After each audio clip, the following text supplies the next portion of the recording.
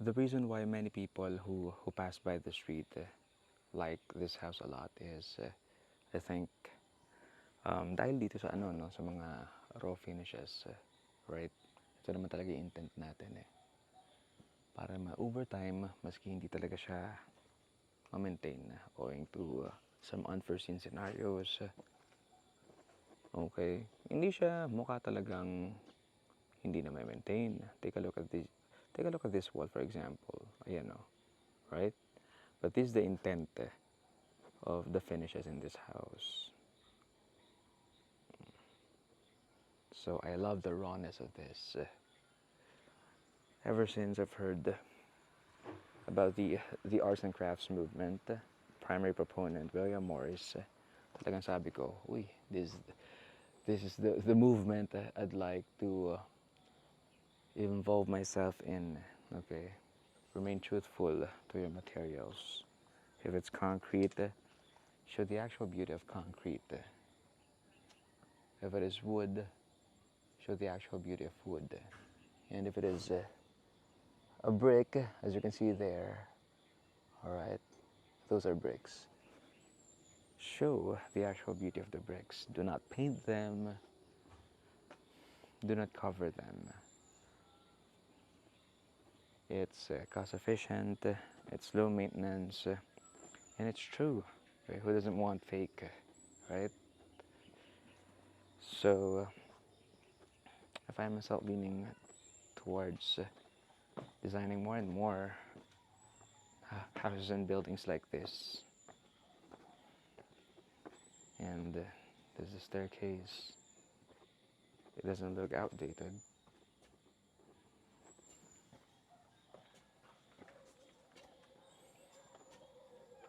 Tapos na yun, check mo na.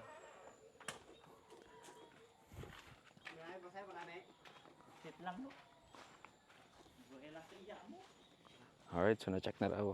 Natanim na raw nating lahat ng mga pinya. Let's go ahead and check. I love the rawness, right? And then we have here the therapeutic walk.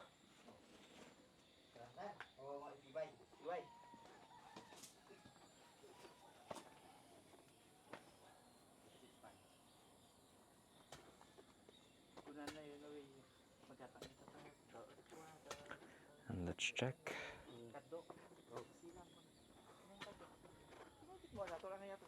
Okay, medyo okay naman. Hindi pa natatakpan to. Itong blank wall na ito, no?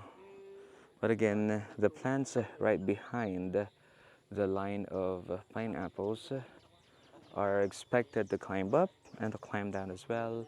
And they'd be the ones primarily, okay, that will cover these gray surfaces right here. Nakakadagdag tulong itong pinya, but they're not the real covering.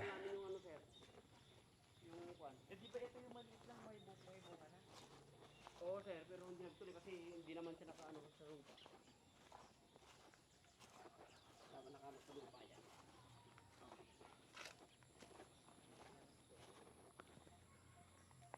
So balik tayo doon sa truthfulness to the materials. We have here gabions.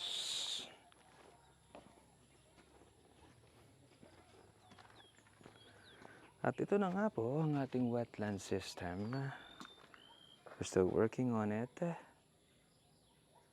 Ito na ang next.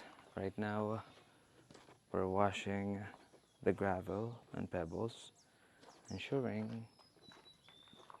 na kapag nilagak na natin siya, itong mga ito, ano, dyan sa wetland boxes, malinis na sila.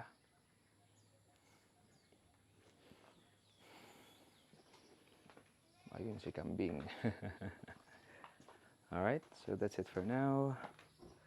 We'll keep you posted about the progress in this project. Alright, that should be all for now. Thank you.